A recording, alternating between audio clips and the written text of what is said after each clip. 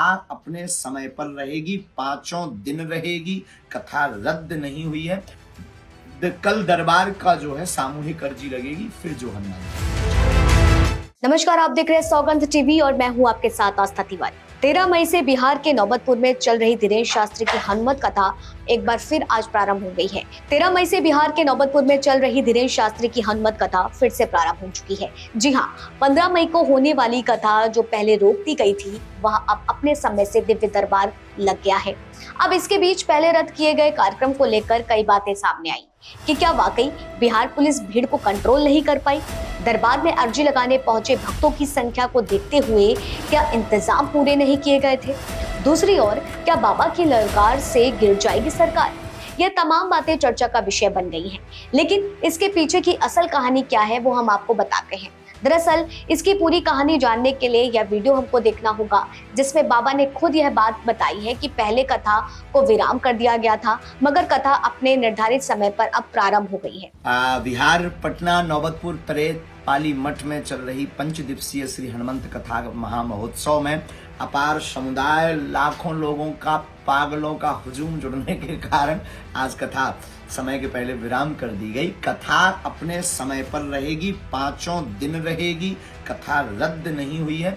लेकिन ये प्रार्थना की गई कि अब बाकी लोगों को, शेष लोगों को आने की आवश्यकता नहीं है, क्योंकि वहां आसपास के क्षेत्र में बहुत जाम हो गया है। इसलिए हमारी प्रार्थना है कि घर से, टीवी से, मोबाइल से आप कथा देखेंगे, अपने समय पर कथा होगी। और अब बाहर से चलकर आने वाले लोगों के लिए प्रार्थना की गई थी, ये हम आपको बता दें, भ्रम में ना रहें। कल दरबार का जो है सामूहिक अर्जी लगेगी, फिर जो हनुमान जी की इच्छा। दरअसल पहले पंडालों में श्रद्धालुओं की बढ़ती भीड़ से कोई अनहोनी ना हो जाए, जिसके चलते सोमवार को पंडाल नहीं लगने की बात सामने आई थी, क्योंकि पंडाल में पहुंचने वाले भक्तों की संख्या तकरीबन 9 लाख के ऊपर पहुंच गई थी, जिसके चलते कहीं कोई अनहोनी ना हो, इसलिए ऑनलाइन और टीवी में कथा सुनने की बात बोली गई थी। इतना ही नहीं, दिव्य दरबार ना लगने के पीछे बिहार पुलिस की कार्यशैली पर भी सवाल खड़े हुए थे। मगर इसके लिए बताते चले कि श्री बागेश्वर बिहार फाउंडेशन के सदस्य राजशेखर ने प्रशासनिक लापरवाही की बात से इनकार किया। उन्होंने कहा कि प्रशासन पर कोई आरोप नहीं है, प्रशासन से पूरा सहयोग मिल रहा है।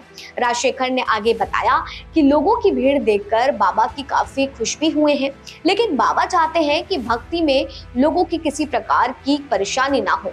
इसलिए खुले मंच से उन्होंने लोगों से आग्रह किया है कि कम संख्या में लोग कार्यक्रम में पहुंचे, अगर संभव हो तो अपने घर में टीवी पर कथा सुनने के लिए कहा था।